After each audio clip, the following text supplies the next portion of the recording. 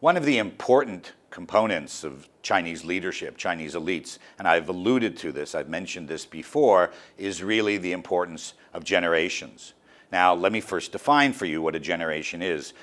What we mean by a generation is a group of leaders who share some common experience, and they rise to power at the same time, sort of coming up at the same time.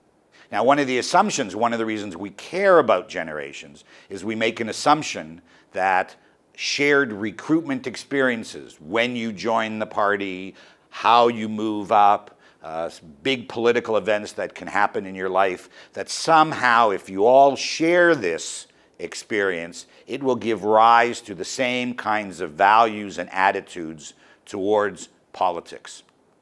Now, I want to talk about 4 key generations. The first key generation is what we call, or whom we call, the Long March generation. And these are the guys who went on the Long March. You remember when I showed you that the big board game that we were playing, I pointed out the fact that the Long Marchers actually got almost the longest ladder to move up. And a whole group of them, it's interesting, 90,000 or 100,000 people set out on the Long March in 1934, and they went all across China, and in the end they made it up to Yan'an, but only 10,000 people made it.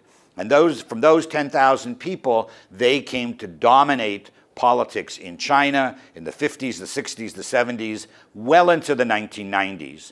And that's the strongest and most important generation. It's worth remembering that at Tiananmen, when there were the problems in Tiananmen Square, Deng Xiaoping, Yang Shangkun, both of whom were Long Marchers, were very quick to pull out the gun and say, we will not give up power, we will use force if necessary.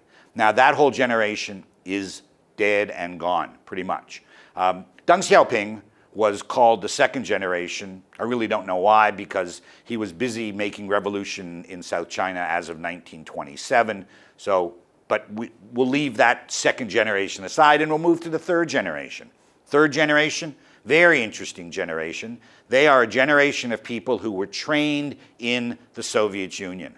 Really beginning around 1949, 1950, China and the Soviet Union established very close relations, really beginning in 49 and 50. And China's universities are not very well developed, so a lot of the future leaders of China actually go off to university in the Soviet Union. People like Li Peng, people like Jiang Zemin, and they move up over time through the system.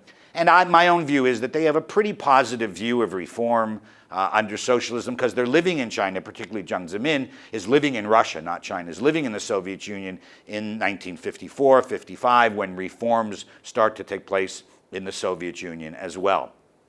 Fourth generation, Hu Jintao's generation, they graduated from college in the first half of the 1960s. So when the Cultural Revolution breaks out, they're already on the job. And so the chaos that goes on around them, really in their work units, really makes them very concerned about stability. And another key difference between them and the fifth generation is because they're already on the job, they've already graduated from college. When the Cultural Revolution breaks out and Mao decides to send all the college students and many of the high school students out to the countryside to sort of calm down the cities, they're too old to go. So they stay in the cities throughout the entire Cultural Revolution. It's also worth mentioning that they have no foreign experience, right? If you look at that generation, because China didn't send people abroad from 1962, 63, all the way until 1975, 76, none of the fourth generation really have any significant foreign experience. The fifth generation, and it says here, was expected to take power in 2012. And I say expected because there still were people, when I showed you the slide before, that Xi Jinping and Li Keqiang, when they take over, there still are 4 members of the Politburo Standing Committee who are sort of a half a generation behind them. They're really kind of 4.5 generation in terms of their age and their experiences. The fifth generation has not completely taken over, but they will really take over in 2017.